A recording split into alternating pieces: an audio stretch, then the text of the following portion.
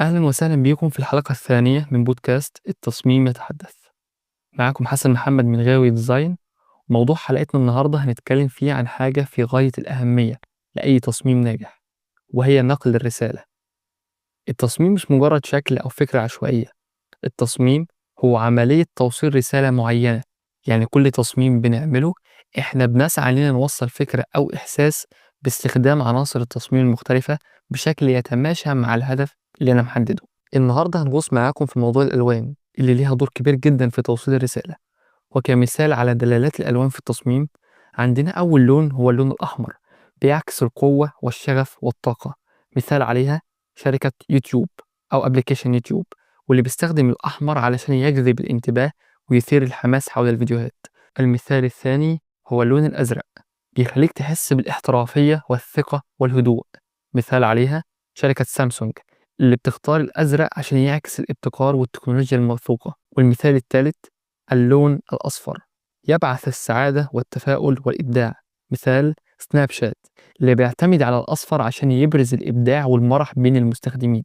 طيب، أنا بعد ما عرفت أهمية الألوان باختصار شديد، إزاي أختار الألوان المناسبة؟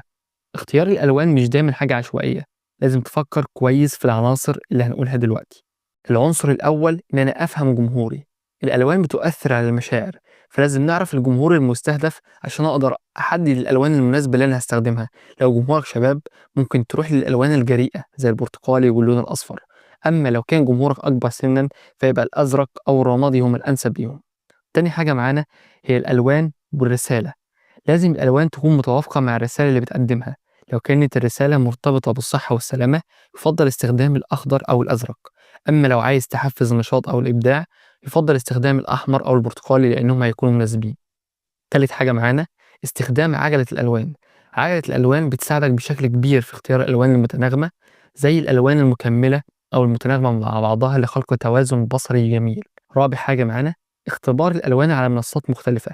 لازم تختبر الألوان على أكثر من جهاز أو خلفية عشان تشوف تأثير الألوان في مختلف الظروف. بعد ما اخترت الألوان المناسبة، حان الوقت إن أنا أطبقها بشكل احترافي.